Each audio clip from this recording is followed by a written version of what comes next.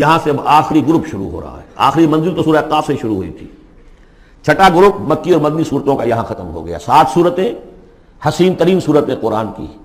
وہ پہلی 7 صورتیں تھیں: سورہ قاف، سورہ ذاریات، سورہ طور، سورہ نجم، سورہ قمر، سورہ رحمان، عروس القرآن، پھر سورہ واقعہ. پھر یہ 10 صورتیں آ گئیں: سورہ حدید، سورہ مجادلہ، سورہ حشر، سورہ ممتحنہ، سورہ صف، سورہ جمعہ، سورہ منافقون، سورہ تغابن، سورہ طلاق، سورہ تحریم. اب پھر یہ مکی قرآن مجید، یہ آخری گروپ ہے. اس میں بھی پہلی 6 صورتیں جو ہیں وہ 3 کے سب گروپس کی شکل میں ہیں.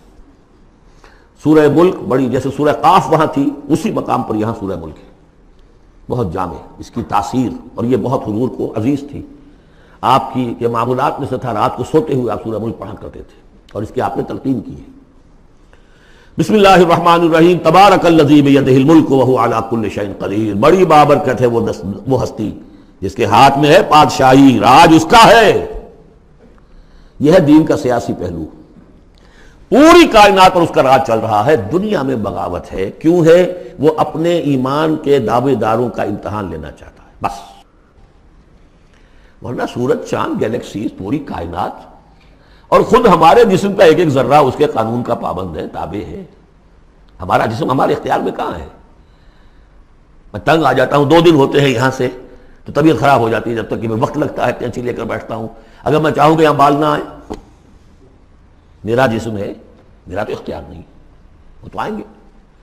تو ہمارا جسم بھی جہاں تک اس کی فزیولوجی کا تعلق ہے، اس کی اناٹومی کا تعلق ہے، یہ سارا اللہ کے قانون کے تابع، میرے تابع تو نہیں.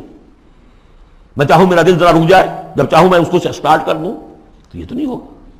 جب بند ہوگا بند ہو جائے گا، میرے اختیار میں نہیں ہے. لیکن یہ کہ جو ہماری اختیاری زندگی ہے اس میں ہم نے طے کر لیا ہے کہ اللہ کی نہیں مانیں گے، اپنی مانیں گے، اپنی مانیں گے، اپنی بیویوں کی مانیں گے، اور جو بھی نظام ہے اس کے ساتھ وفاداری کریں گے، چاکری کریں گے، ان کی ملازمت کریں گے، ان کے رتھوں کے اندر ہم بیل بن کر جوتیں گے تاکہ ہمیں عیش ملے، دنیا کے اندر ہمارے لیے مقامات ہوں، ہماری عیش ہو. صلی اللہ خیر صلی اللہ. تو یہ ہے اصل میں امتحان. ورنہ بادشاہی یہاں اب بھی اسی کی ہے. یہ صرف ہلدی کی گانٹھ ہے جسے لے کر ہم پنساری بن کر بیٹھ گئے. میری مرضی، میرا خیال، میرا نظریہ یہ ہے.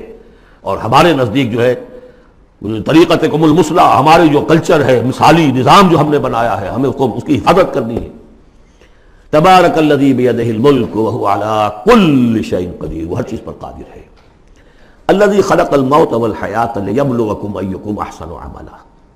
اب دیکھیے ہم نے حیات انسانی کا جو اب تک سمجھا ہے، جس کو کہ عمر نے، جو کہ بہت بڑا شاعر ہے، اس نے اپنی بیوی سے خطاب کر کے کہا ہے حیات ثم موت ثم بعث حدیث و خرافات یا ام عمری. یہ کیا ہے؟ زندگی پھر موت پھر زندگی، یہ کیا؟ یہ سب حدیث و خرافات معاذ اللہ. ہم نے بھی دیکھا پہلے کنتم امواتا فاحیاکم ثم یمیتکم ثم یحییکم ثم الیہ ترجعون. یہ وقفے کیوں ڈالے گئے؟ یہ موت کا وقفہ کیوں ڈال کر زندگی کا ایک حصہ نکال دیا علیحدہ؟ 30 40 50 60 سال یہ دنیا کی زندگی، پھر موت کا وقفہ. موت ایک زندگی کا وقفہ ہے، یعنی آگے بڑھیں گے دم لے کر. کیوں؟ اس کی حکمت بتائی جو ہم پڑھا ہے سورہ واقعہ میں. قدرنا بینکم الموت، تمہاری ہی زندگی کا تسلسل ہے جس میں ہم نے ایک وقفہ موت کا ڈال دیا ہے. حیات لیبلوکم ایکم احسن عملا. یہ جو چنک علیحدہ کیا ہے یہ اس لیے کہ تمہاری آزمائش ہو، امتحان ہو، تمہیں جانچا جائے. وہ 3 گھنٹے کا امتحان ہوتا تھا جو دیتے تھے تم کبھی اسکولوں میں، اب یہ 30 برس کا سمجھ. اور واقعی 30 برس ہی ہوتے ہیں آدمی کے پاس. پہلی زندگی کے 20-25 برس ایسے گزر گئے، شعور ہی ابھی نہیں ہے. اور پھر ایک خاص عمر کے بعد جو ہے آزار ہیلے پڑ گئے، اور پھر یہ کہ لا یعلم من بعد علم شیئا. 30 نہیں ہوں گے 40 مل جائیں گے آدمی کو. کام تو یہی ہوتا اس کی زندگی کا. لیکن اس لیے ہے لیبلوکم ایکم احسن عملا، تاکہ تمہیں جانچے پرکھے دیکھے تم میں سے کون ہے اچھے عمل کرنے والا. اب دیکھیے علامہ اقبال کی جو نظم ہے زندگی کے موضوع پر، واقعہ یہ ہے کہ بہت چوٹی کی چیز ہے، بہت عمدہ چیز. تو اسے پیمانہ امروز فردا سے نہ ناپ، جاویداں پہم دواں ہر دم دواں ہے زندگی. قلزم ہستی سے تو ابھرا ہے مانند حباب. جیسے سمندر میں ایک بلبلا سا ہوتا ہے، کتنی زندگی ہوتی ہے بلبلے کی. قلزم ہستی سے تو ابھرا ہے مانند حباب، اس زیاں خانے میں تیرا امتحان ہے زندگی. خلق الموت والحیات لیبلوکم ایکم احسن عملا. ہے کبھی جاں اور کبھی تسلیم جاں ہے زندگی. کبھی زندگی جان سے مترادف ہے، عبارت ہے، کبھی جان دینا اصل زندگی ہے. وَلَا تَقُولُوا لِمَنْ يُقْتَلُ فِي سَبِيلِ اللَّهِ أَمْوَاتٌ بَلْ أَحْيَاءٌ وَلَكِنْ لَا تَشْعُرُونَ. ہے کبھی جاں اور کبھی تسلیم جاں ہے زندگی. اصل زندگی جو ہے وہ جان دے دینے سے حاصل ہوگی. الذی خلق سبع سماوات طباقا، وہ اللہ جس نے بنائے 7 آسمان ایک دوسرے کے اوپر.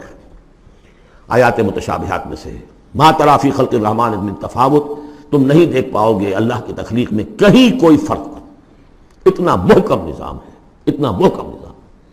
کیا کسی سائنسدان نے آج تک یہ بھی کہا کہ تخلیق میں یہاں نقص ہے؟ کسی نے کہا؟ زوالوجی کی فیلڈ میں یا باٹنی کی فیلڈ میں یا کسی اور فیلڈ میں، جیولوجی کی فیلڈ میں، ایسٹرونومی کی، کسی نے کہا؟ ما تری فی خلق الرحمن من تفاوت فارجع البصر هل تری من فطور. پھر ذرا دوبارہ لوٹا لو اپنی نگاہ، دیکھ لو، ہر میدان میں دیکھ لو، کہیں تمہیں کوئی رکھنا نظر آتا ہے؟ اگر یہ تخلیق کامل ہے تو کامل حقیقت میں کون ہے؟ اس کا خالق، اس کا باری، اس کا مصور. بس یہ نظر نہیں آتا. سائنسدان سب کچھ دیکھ رہے ہیں، ڈھونڈنے والا ستاروں کی گزرگاہوں کا اپنے افکار کی دنیا میں سفر کر نہ سکا. بڑے بڑے صاحب بصیرت، بڑے بڑے عقل مند اپنی ناک تلے کے پتھر سے ٹھوکر کھاتے ہیں.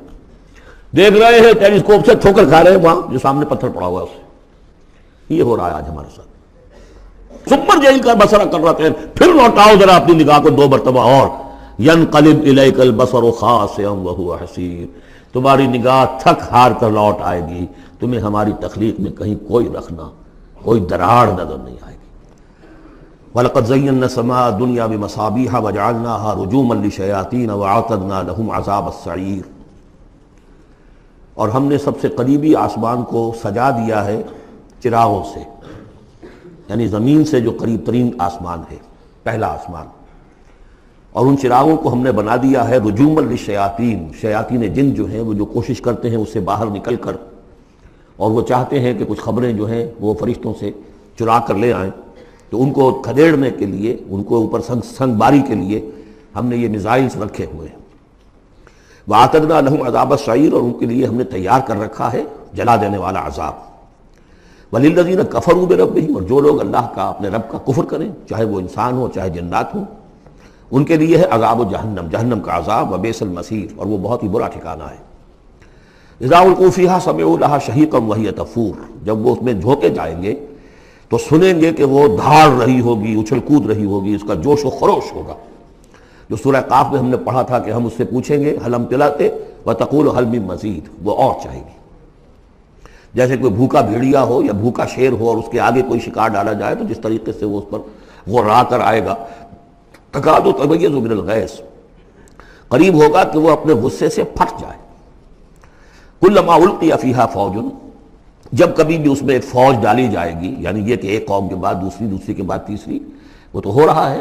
وہم یوزعون، ان کے درجہ بندی کی جائے گی، قوموں کا علیحدہ علیحدہ حساب ہوگا.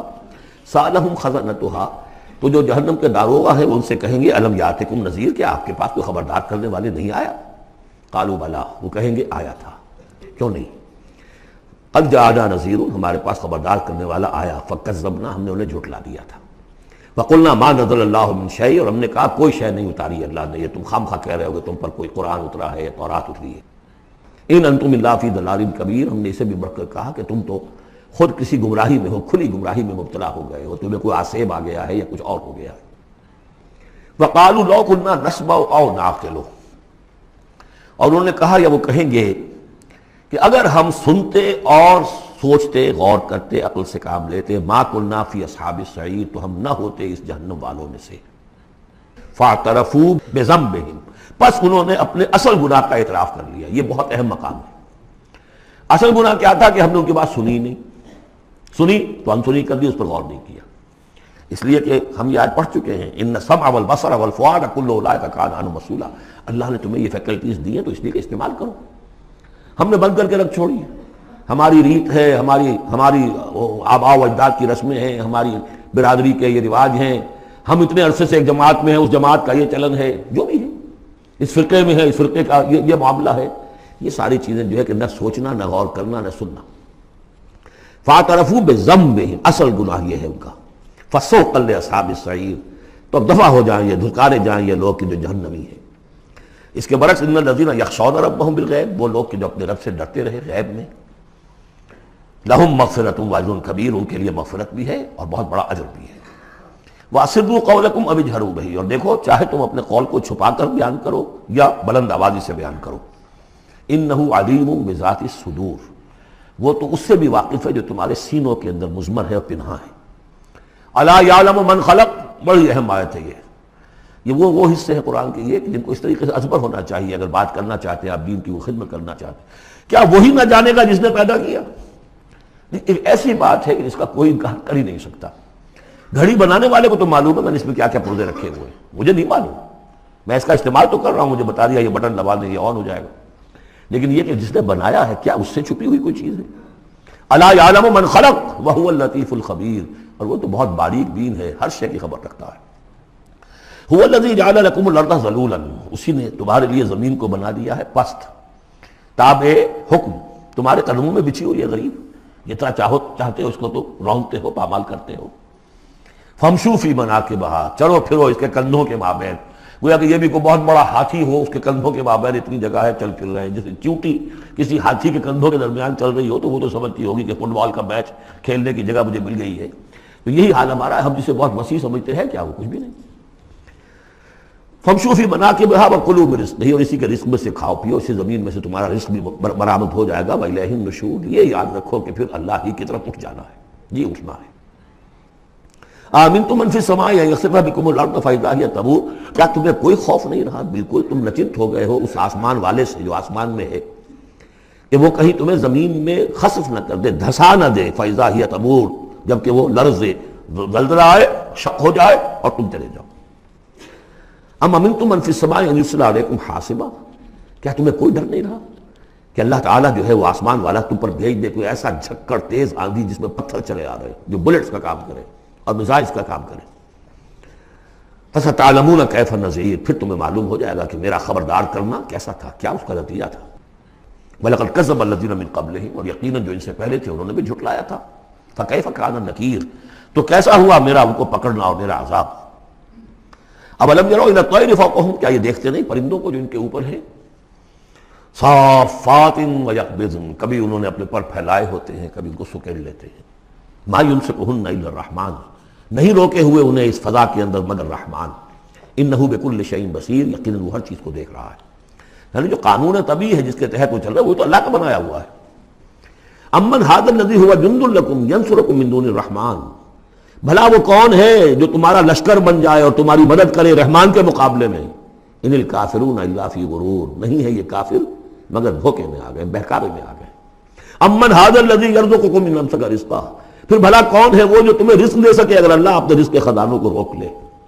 بل لجوا فی عتو و نفور، نہیں یہ لوگ اپنی شرارت میں اور نفرت میں بہت آگے بڑھ گئے۔ افمن یمشی مکبا، یہ آیت بہت اہم ہے حکمت قرآن کے اعتبار سے، فلسفے کے اعتبار سے۔ افمن یمشی مکبا علی وجہہ اہدی امن یمشی سویا علی صراط مستقیم، دو انسانوں کا تصور کرو، ایک شخص وہ ہے کہ جو اوندھے منہ پیٹ کے بل گھسٹ رہا ہے، ایک وہ جو سیدھا کھڑا ہے، سیدھے راستے پر چل رہا ہے۔ کون ہوگا زیادہ ہدایت پر؟ اس میں نقشہ کھینچ دیا گیا ہے، جو لوگ حیوانی سطح پر زندگی بسر کر رہے ہیں صرف انسٹنکٹس کی وجہ سے زندہ ہیں، پیٹ معاشی جدوجہد اسی کے لیے زندہ ہیں، گھسٹ رہے ہیں اسی میں۔ وہ اس اوندھے پڑے وہ انسان کے مانند ہیں جنہیں آگے کا کچھ پتہ نہیں آگے کہاں جانا ہے، وہ تو ان کے انسٹنکٹس انہیں چلا رہے ہیں، بالکل اینیمل لیول کے اوپر زندگی گزار رہے ہیں، اوندھے منہ، انہیں کیا نظر آئے گا راستہ کون سا ہے، کدھر جانا ہے؟ ایک شخص کھڑا ہے سیدھا، اپنی منزل اس نے معین کر لی ہے۔ یہ بالکل وہی فلسفہ ہے جو سورہ حج میں آ چکا ہے۔ انسان حقیقت میں وہی انسان ہے جس نے اپنا کوئی آدرش، کوئی نصب العین، کوئی مقصد، کوئی آئیڈیل زندگی میں بغیر کسی نصب العین کی زندگی گزار رہا ہے۔ ہی از این اینیمل، اولئک کالانعام بل ھم اضل، حیوانات جو ہیں یہ چوپائے، ان کی زندگی کا کوئی مقصد نہیں ہے۔ وہ تو اللہ نے ہمارے کام کے لیے پیدا کر دیا، آپ لوگ کاٹوں گوشت کھائیں اور ان کی چمڑوں سے جوتیاں بنائیں اور جی رہے وہ خالص انسٹنکٹس کے اوپر، ان کی جبلتیں ہیں، صرف جبلت کے تحت ہیں۔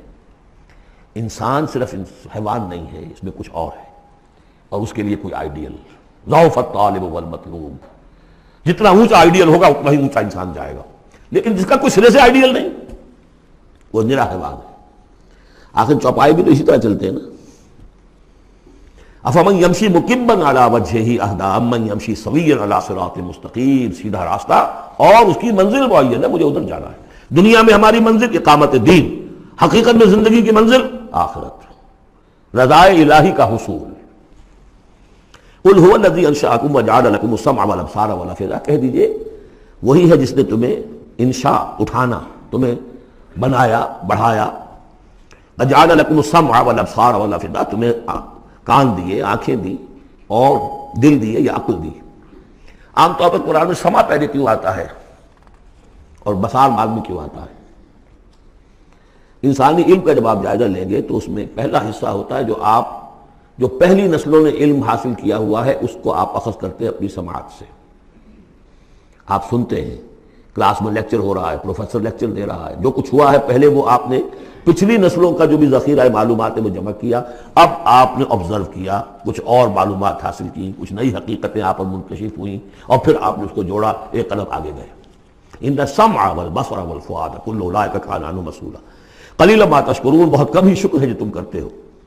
قل هو الذی ذرأکم فی الارض والیہ تحشرون. کہہ دیجئے اسی نے تمہیں پھیلا دیا ہے زمین میں اور اسی کی طرف تم اکٹھے کر دیے جاؤ گے، جمع کر دیے جاؤ گے.